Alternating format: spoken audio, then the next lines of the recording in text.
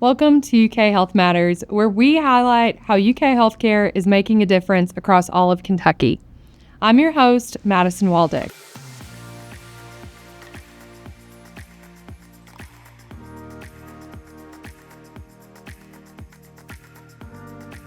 On this episode, one of our urology experts discusses what men need to know about prostate cancer. We'll also hear from an endocrinologist and thyroid cancer specialist at UK Healthcare who shares helpful information about the thyroid. Finally, we'll celebrate renovations to our Sanders Brown Center on Aging research facilities, which will help foster advances in brain health. According to the American Cancer Society, prostate cancer is the second leading cause of death in American men. Every day, dedicated experts at the UK Markey Cancer Center are working hard to change that. Markey is recognized among the nation's high-performing hospitals by US News and World Report, placing it among the top 10% of cancer hospitals in the country. Dr. Stephen Stroop, chair of the UK Department of Urologic Surgery, recently joined our UK Healthcast series to share what you should know about prostate cancer. So can we just start with an explanation of what is prostate cancer and why is it so significant?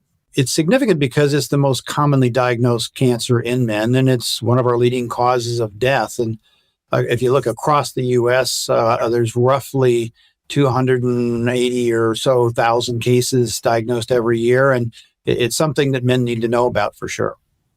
So are there risk factors that increase the risk of a male developing prostate cancer? There are genetic factors. We know that family history plays a big role. There are certain groups that have a higher risk. Black men have a higher risk of having prostate cancer.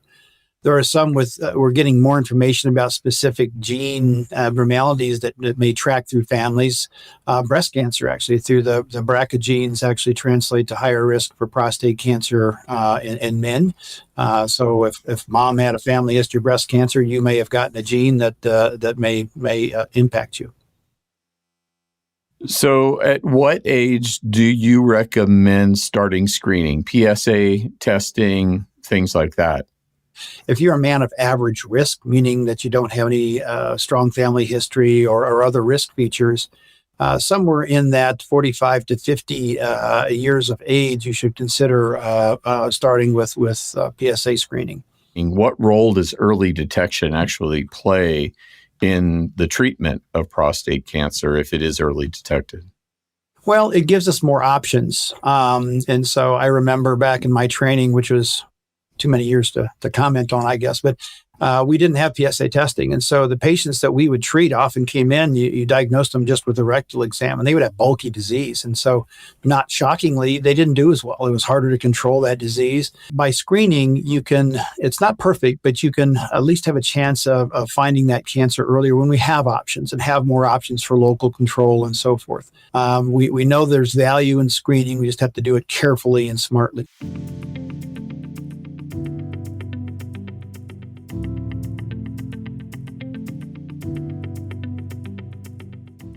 Each year at the UK Markey Cancer Center, more than 450 thyroid cancer patients are provided specialized care tailored to their needs.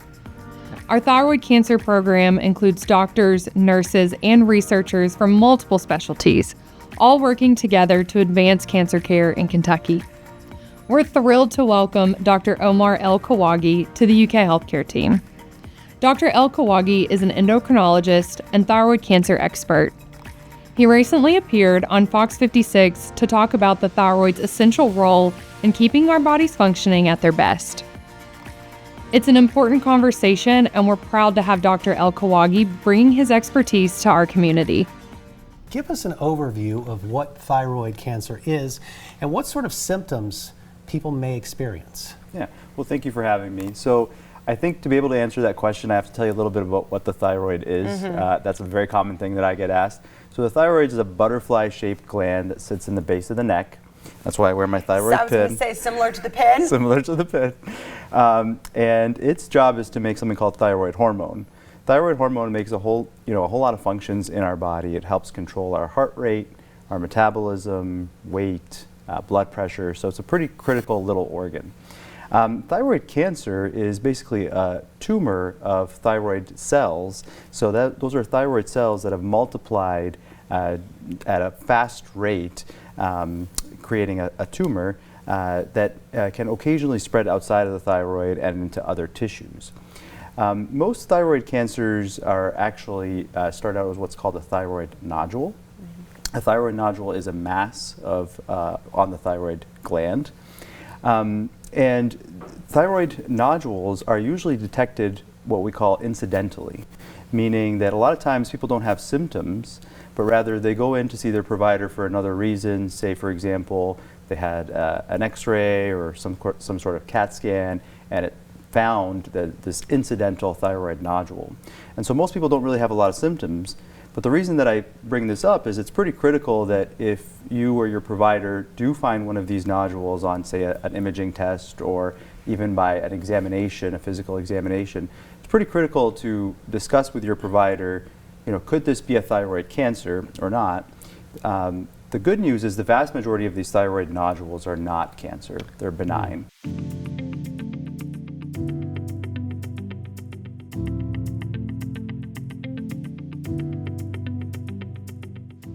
Founded in 1979, the Sanders Brown Center on Aging is a nationally recognized leader in brain aging research and clinical care. We recently celebrated the reopening of the center's newly renovated research facilities on the University of Kentucky campus, marking a major milestone in our mission to advance brain health and aging research. Sanders Brown experts investigate the causes of Alzheimer's disease and other forms of dementia, advance detection tools and treatments, and train future scientists, all while focusing on the unique needs of our patients.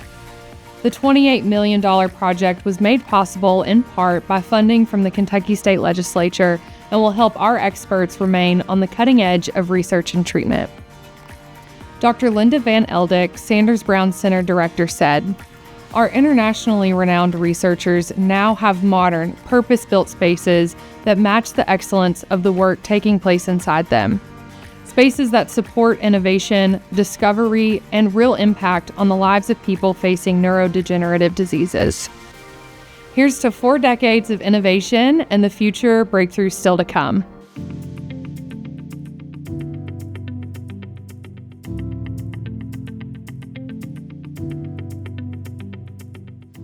Thank you for joining us for this episode of UK Health Matters. To learn more about how we're working to create a healthier Kentucky for everyone, visit ukhealthcare.com.